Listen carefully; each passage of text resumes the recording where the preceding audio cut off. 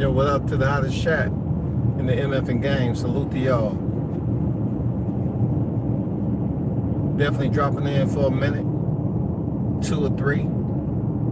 You feel me? I just wanted to touch bases on,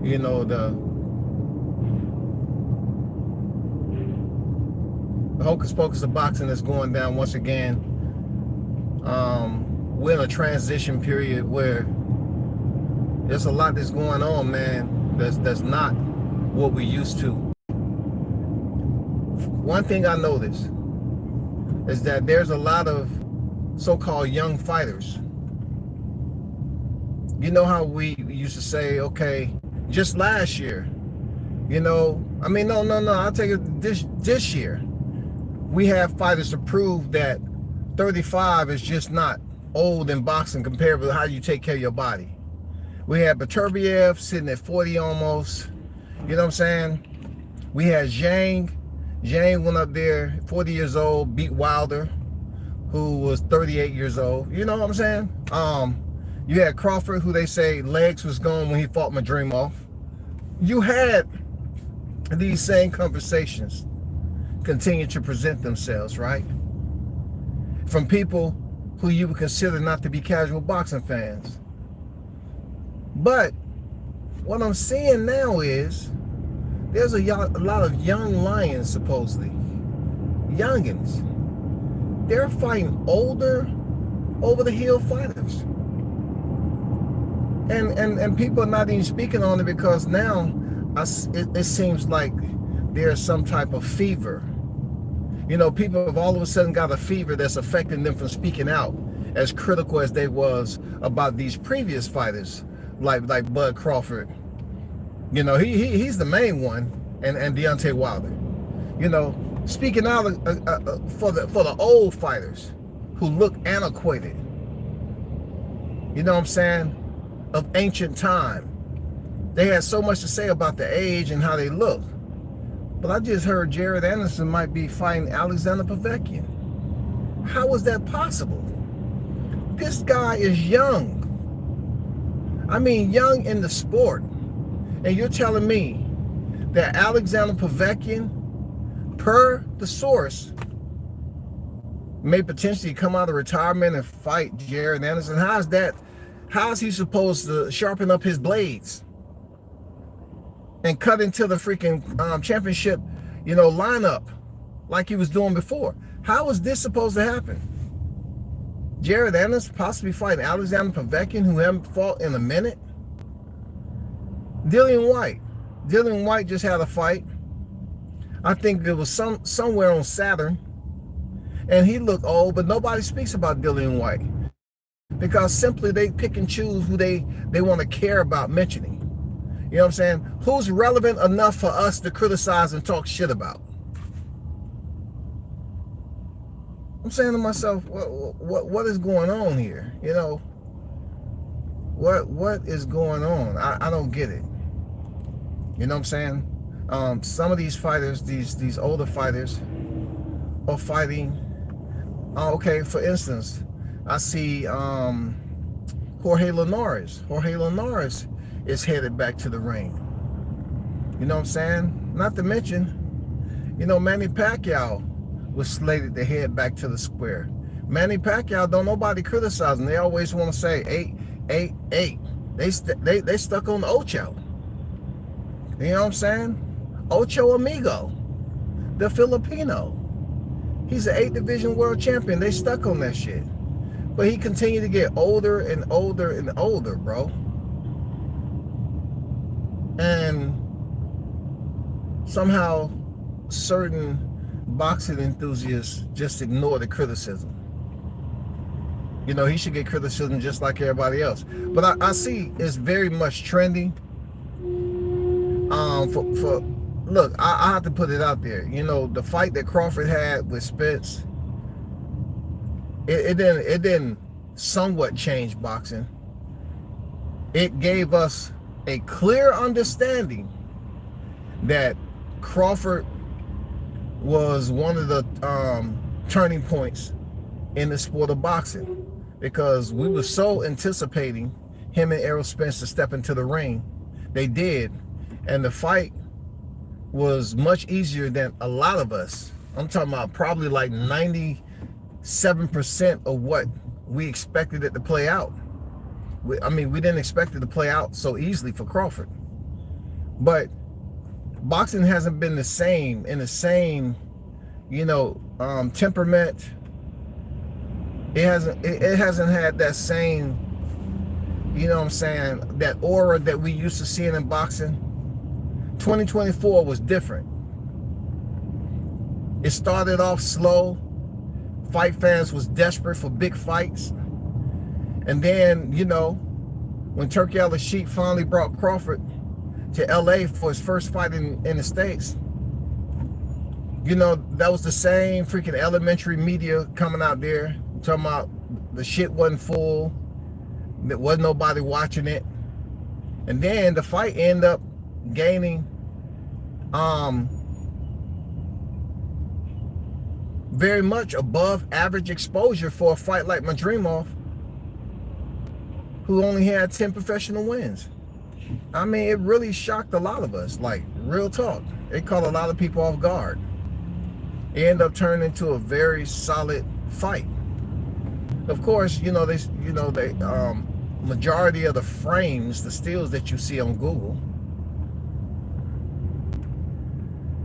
it showed Crawford on the front end of Madrimov's punch. That's just not by circumstance. That was pretty much orchestrated. You know what I'm saying? But anyway, I think that was a turning point in boxing for when Bud beat Spence, and Spence still haven't been able to come back to the sport. But I see a lot of fighters potentially coming back, fighting older, over the hill fighters that's been out the sport. And we're not talking about exhibition. Mike Tyson and Jake Paul was not an exhibition bout, but it was a special rules fight. So, you have to ask yourself, what's going on in boxing? Like, I would think these young fighters should be fighting the other competitive young fighters, but it doesn't seem to be happening like that. Or it seems like the fight fans are not really paying that much attention to giving a damn about talking about it. They see things that kind of, wishy-washy. Like, Jermell Charlo's supposed to come back and fight the white fighter. Now, I'm saying to myself, right? He went 12 rounds with Canelo. He didn't leave there with a cut like Zoo had on the top of his head. His right eye didn't look like Amanda Serrano. He didn't have a busted up lip. He didn't have a hematoma like Hasim Rahman. It was a lot of areas, that I could say on the facial structure that I say Jermell Charlo wasn't freaking injured like that. But he's coming back fighting a fighter that really don't make sense to a lot of us. And he didn't take any damage from Canelo. He just got dropped. Hell, Jaime Munguia has had, 3 fights since Canelo? Munguia had 3 fights since Canelo? And Munguia fought Canelo after Mel Charlo? He fought Canelo after Charlo. And he's fought 3 times. I'm not worried about the knockout. I'm just saying he fought 3 times. If you was an undisputed champion, why is it taking you so long to get back to the sport? And why are you coming back and fighting a fighter that we can give a damn about, shawty? We can give a damn about Mel Charlo coming back and fighting that dude. How does that play a role? Like, listen, y'all need to wake up a little bit, right?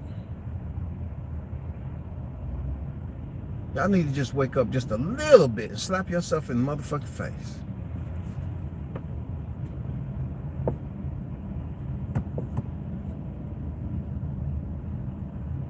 Do they understand that, first of all, let's get something clear about the human I always talk about the physical anatomy of the human being, right?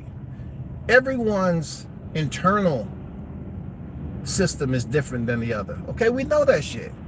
It's a lot of variables. Age, health, what I'm saying, genetics, all this shit is different, right? What I've witnessed on the YTC is people that say that so-and-so can't do this, you can't do that, can't do that. And this is from boxing aficionados that know the sport, but the media has changed. The media has become an even larger circus than it is before, because it's always space available for more clowns. It is. So I'm saying to myself, when it comes down to boxing, I'm saying, is it just me? The change that's going on, is it just me? Or I'm just putting too much thought process into it? And what I'm looking at, and people not complaining about the shit. Like, we're having fighters match up, and we're saying to ourselves, okay, we of course we want to sing the same anthem about this fighter's not fighting that fighter. But now we get in the fights, sort of, kind of, at the end of 24, the opening 25, that we want to see. But we have aficionados that's co-signing certain fights and certain fighters. Let me say it, certain fighters that they know is not within standards, so to speak, of being a competitive fight. Because what we want the best fighting the best. But it seems like it's more so who's a more popular fighter. You know what I'm saying? It's like, okay, does popularity win when it comes to the A side, B side? It all depends on the fighter. You have people who absolutely know about boxing, and they'll tell you, hey, this is absolutely a great fight right here. They should be fighting.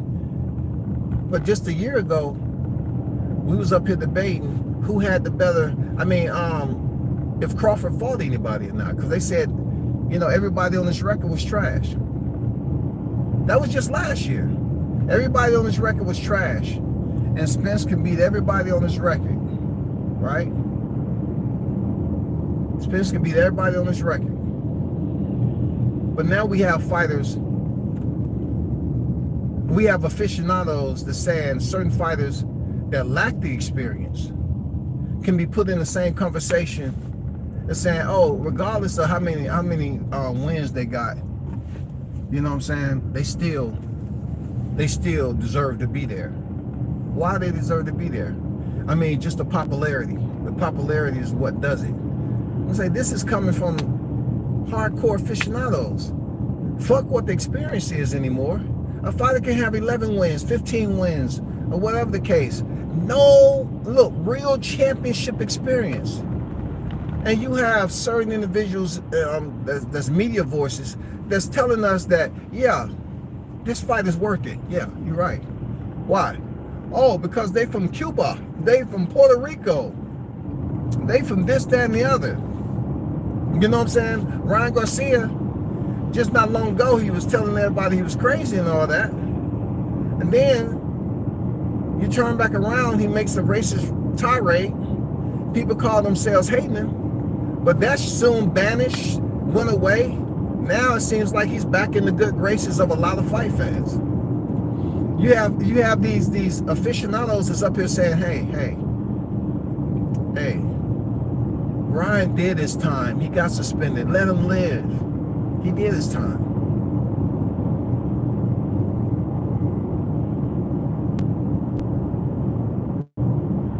Ryan Garcia, they quickly put that exemption letter in with the non-refundable check. They quickly put that check in the motherfucking mail and got approved. They were just up here saying how bad he is for the freaking sport and everything. But yet, all of a sudden, people are just forgetting about what he said. not just what he said, but how he said it. Yeah, he said he was a little bit inebriated, but that's no excuse. You know what I'm saying? Because they said a sober man's thoughts is a drunken man's words. Is that how they put it out there? A sober man's thoughts is a drunken man's words. So when Ron's saying he was inebriated and said what he said, it can't be excused just because he was under the influence. But anyway, getting back to it, yeah, boxing has seriously changed once again, man. It's a lot going on. It's people that's giving credit to individuals that don't have experience. Fighters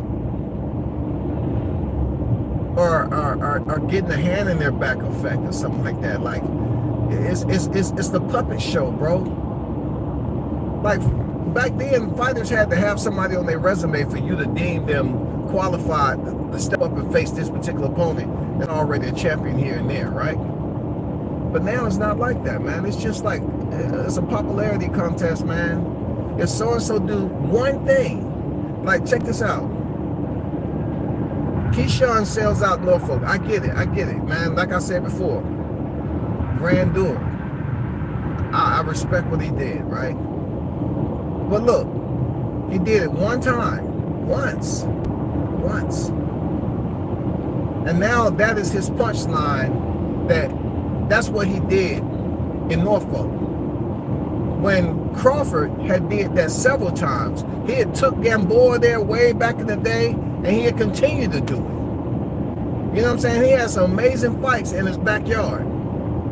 But yet, just last year, July, heading up to the Spence fight, nobody was talking about the three divisions that what he had done in the three divisions, and also who he fought, and the fact that he had been in his hometown and did great numbers. It wasn't hardly anybody giving him that pass. They was busy up talking about he ain't fought nobody. But yet, you have the youngins like Keyshawn, Shakur, and all that. They did okay at home, and people trying to put them up there with the top of the ranking guys. They getting in. Look, the ranking systems this day is confusing to a lot of people because no one really knows what the criteria is to elevate.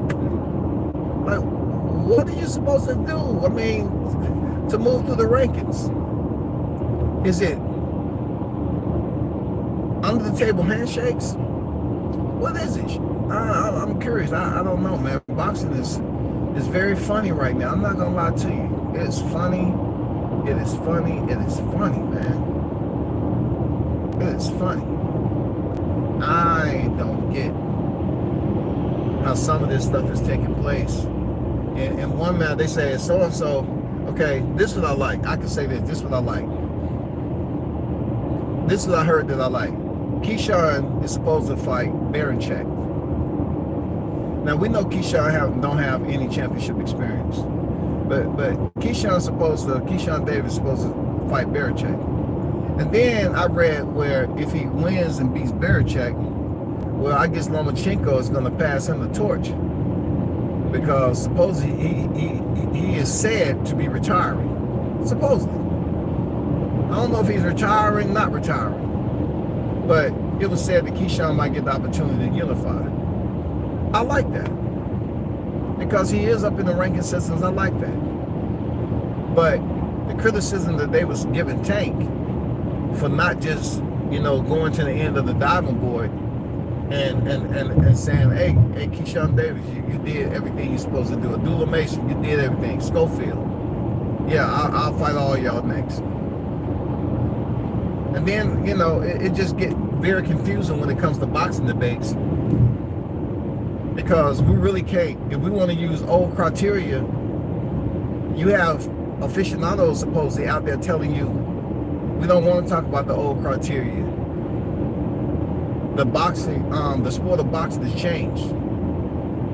But yet, when you talk about the sport changing, the criteria don't add up for what we've been used to, debating about. We've been used to debating about someone being qualified by the opposition that they have fought.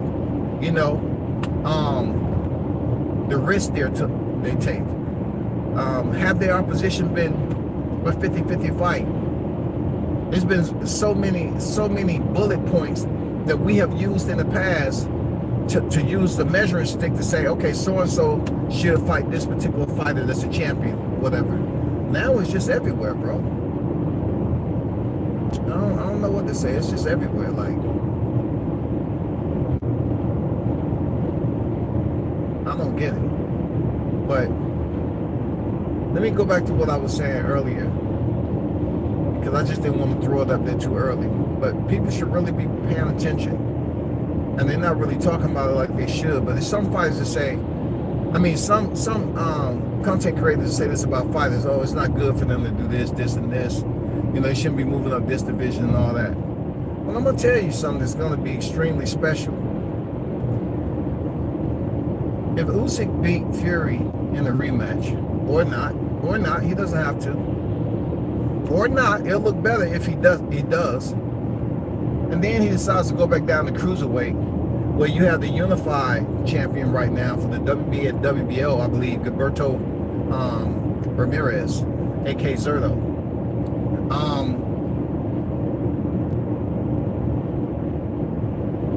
Usyk is going to prove, you know what I'm saying, what Crawford has been trying to tell y'all all along. You know what I'm saying? Usyk has did it, Crawford has did it. You know, when you're talking about going up. You know what I'm saying? There's been boxers elevating the division, and then they're hesitant about going down because you've heard so many stories about how unhealthy it is, right? But Usyk going up the heavyweight and then having to lose over 20 plus pounds, too easy to get back down to cruiserweight.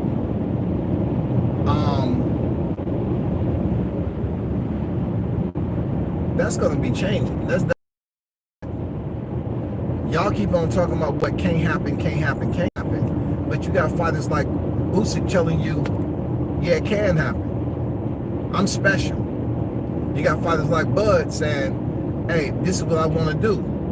But see, I don't hear too many people criticizing and turning the pages, trying to freaking crucify, you know what I'm saying, Usyk, like they did Crawford for trying to move up the fight Canelo at 68. You know what I'm saying? Like, this man, Usyk, is saying, I moved up from cruiserweight, became undisputed, and now I'm gonna drop back down. You have people crying and shit that, oh, it's not a good idea to drop back down, it's unhealthy and all that. I mean, with the technology that we have, all you have to do is invest and do it correctly in a nutritionist, someone to help you out with the proper way on how to cut weight, the proper way.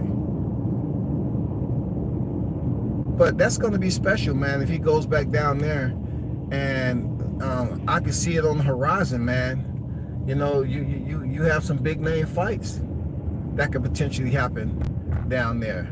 You got Jai Opethia, you got Gilberto Ramirez. Oh man, it's crazy. And then you're trying to tell me Usyk moving back down to potentially shake up the division? Man, the cruiserweight is going to be, I'm talking about, it's going to take on a whole new shape and form if Usyk comes back down from heavyweight and who we have down there cruiserweight right now. It's going to take shape a whole lot different than we imagine, because a lot of us don't talk about cruiserweight like that. But you know, Ramirez has snuck in there. He didn't stay at 175 that long. You know what I'm saying? Took a loss against Bivol, didn't let that stop him. Moved up, tall, big fighter. Now he's unified champion, bro. That's what I'm telling you. Black fight fans. Stop disproving black fighters when they're pretty much speaking the same language and trying to do some of these same feats. And then you sit up there and you marvel at a non-black fighter is doing the same thing you criticize the black fighter for doing. I mean, it ain't fair. For real, I ain't gonna lie, it ain't fair. And you know, it goes on a lot in the sport too much. It goes on too much in the sport. I'm not gonna hold you on that. It's just a bunch of bullshit, to be honest. It goes on too much in the sport of boxing.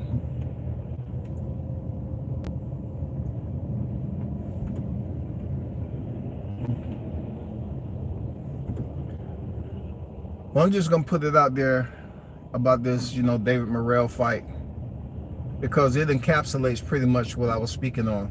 A lot of you all are giving David Morrell, with no championship experience, the hall pass, bro. And I'm listening to y'all like y'all crazy. Like it's no debating shit.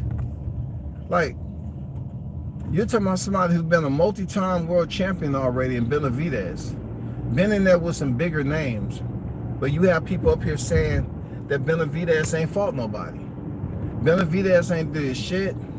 You know what I'm saying? Morrell got a chance. You talking about knocking, he gonna knock this person out. He gonna knock that person out. I'm saying, how does this guy, how does this guy get all this praise going in there with a fighter who has way more experience? I'm talking about not just Mexico experience. I ain't talking about fluffing your record over there fighting in foreign countries. We're talking about him having championship experience over here on the U.S. footprint. Legit certified boxing experience. And David Morrell, a two-time Reggie champion, which y'all criticized Tank Davis for over and over again. You all are looking at David Morrell as if Benavidez didn't give this dude a shot. He don't have to fuck with Morrell. Benavidez don't have to fuck with Morrell. Are y'all out y'all mind? He don't have to take this fight. This is the same guy who was up here at 68, wanting to smoke with Canelo, and y'all say he should fight Crawford, when the two of them had nothing to do with one another. Even Benavidez slipped up and did something that I think taught him a lesson in boxing. Don't try to sit up here and appease these fans, because he sat up there and fought Demetrius Andrade and stopped him, and he still didn't get the Canelo fight. And the fans was no more happier. He learned a valuable lesson that day. Valuable lesson. Now he's fighting Morrell, which is somewhat the same mentality that he had when he fought Demetrius Andrade.